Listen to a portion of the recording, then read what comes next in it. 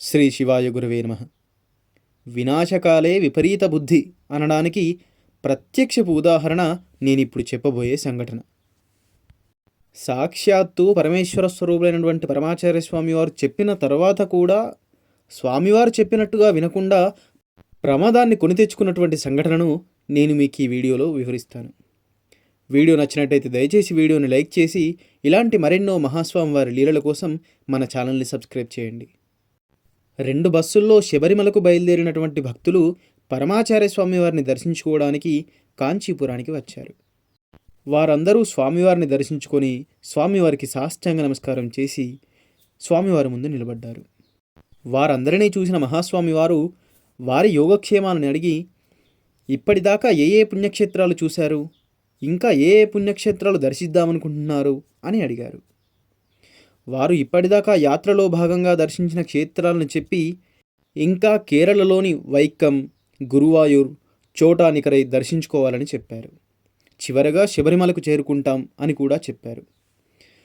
వారు చెప్పిందంతా విని మహాస్వామివారు కొద్దిసేపు ఆలోచించి, తిరుచ్చిలోని మాతృభూతేశ్వరాలయం, తిరువనైక్కావల్ అఖిలాండేశ్వరి దేవాలయం, శ్రీరంగం శ్రీరంగనాథుడు, మధురై మీనాక్షి, తిరుప్పరకుండ్రం మురుగన్, తిరునల్వేలి నెల్లియప్పర్, తిరుకుర్తాలం కుర్తాలనాథర్ని దర్శించుకొని శబరిమలకు చేరుకొమ్మని ఆదేశించారు.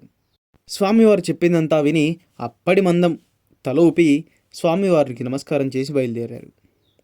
కానీ అందరికీ అలా వెళ్ళడం కుదరక ఒక బస్సు వారు మాత్రం పరమాచార్య స్వామివారు చెప్పినట్టు, మరొక బస్సు ముందుగా వారు వేసుకున్నటువంటి ప్రణాళిక తగ్గట్టుగా వెళ్ళాలని నిర్ణయించుకొని యాత్రను కొనసాగించారు. 10 రోజుల తర్వాత శ్రీమఠానికి వార్త అందింది. పరమాచార్య స్వామివారు చెప్పినట్టు వెళ్ళిన బస్సు శబరిమల అయ్యప్ప దర్శనం ముగించుకొని క్షేమంగా ఊరు చేరింది.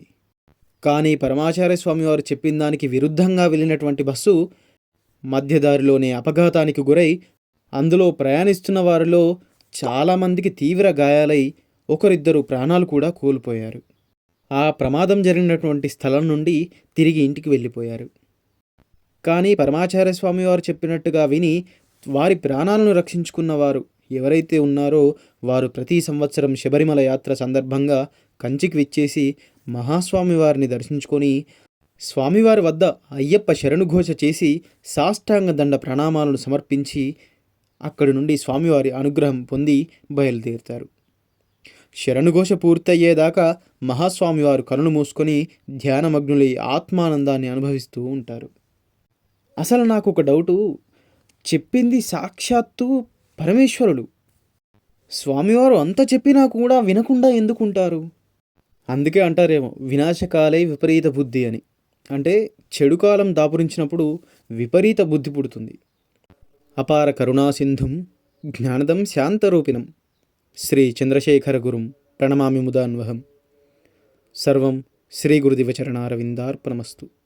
స్వస్తి.